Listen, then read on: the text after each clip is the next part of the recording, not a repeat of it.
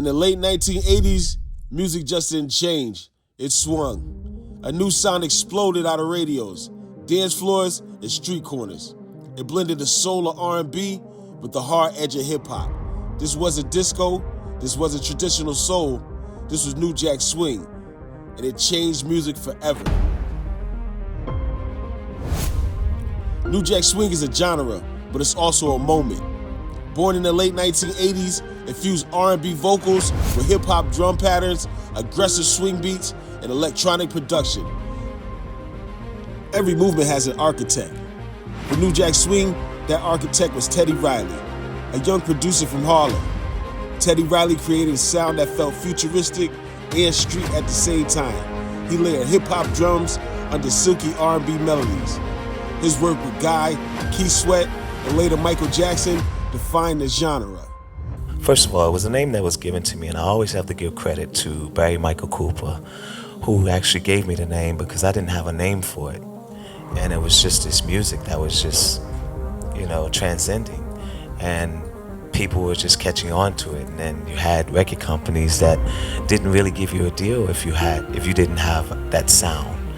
So we had to call it something right away because New Jack City was coming out.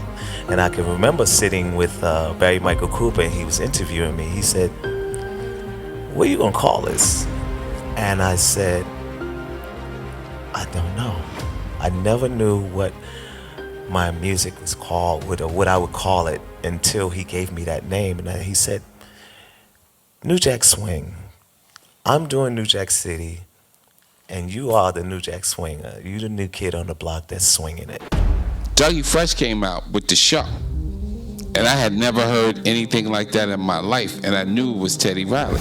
There you go. Your ears are good, because if you listen to the beat of the show, it's energy and it's movement and it's party. The foundation to New Jack Swing is the show. Front and center, I meet him, see him in high school. Like, I'm like this fan in high school, like, yo, that's Dougie.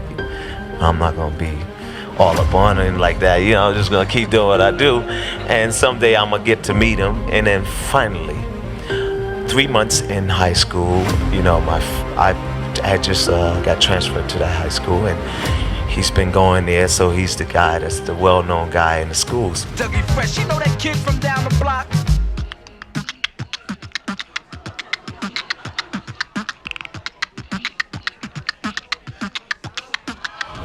I actually got to meet him, and LaVeba brought him to my house. And he said, "What would you do to this?" And I said, well, first thing I would do is take out all of the commercials. Check this out. And I had a DX Oberheim DX drum machine. And I open it up and I tune down the shaker and I tune down the tom-tom so that I can get that low 808 sound. And I said, "What do you think of this?" Shh, shh, shh, shh, shh, shh, shh, shh. That made the song. We did this record in high school.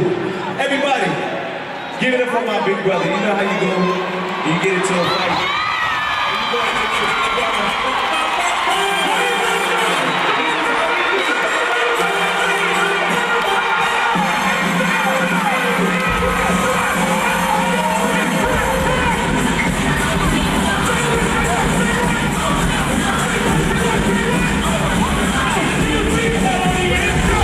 And he combined go-go music with hip-hop music, fused it with funk, and created music that sounded so new and so fresh. It created a whole fashion lifestyle, the whole bit. So I had known Teddy for about 7 years before I started working with him. And I always knew he was going to be something, but I didn't know he was going to turn around and create a whole culture worth of music. It ain't over. The year was 1988.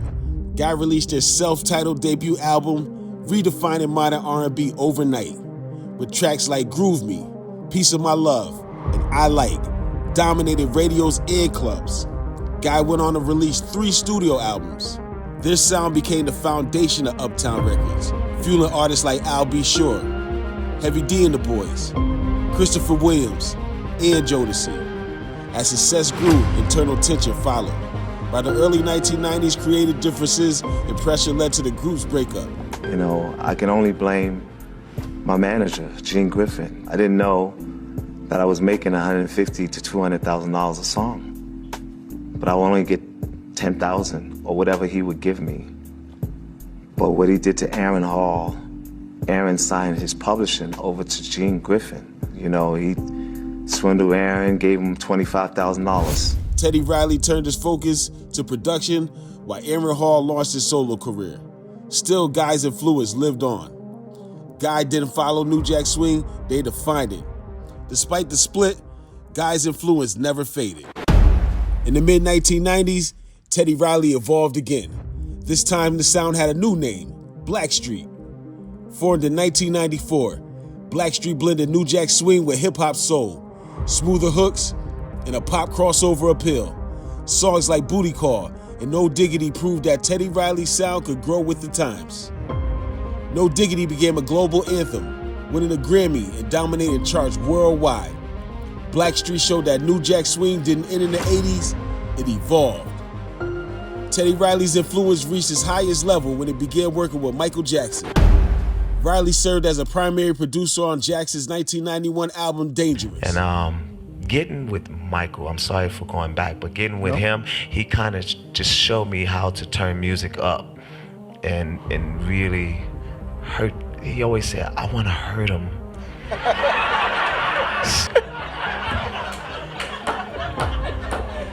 It's like, I don't know what that means, but I'm gonna turn this shit up.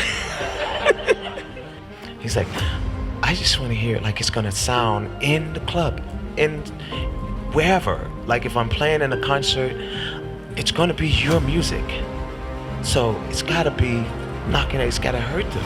We gotta hurt the people, shock the world. The collaboration fused New Jack Swing's hard-edge rhythms with Michael Jackson's global pop brilliance. Songs like Remember the Time and Jam introduced New Jack Swing to the world at a stadium scale. Teddy Riley didn't just produce records, he built a language. From Guy to Uptown Records to Blackstreet to Michael Jackson. His sound reshaped R&B, pop, hip-hop, and a global culture. New Jack Swing wasn't a moment, it was a movement, and Teddy Riley was the architect.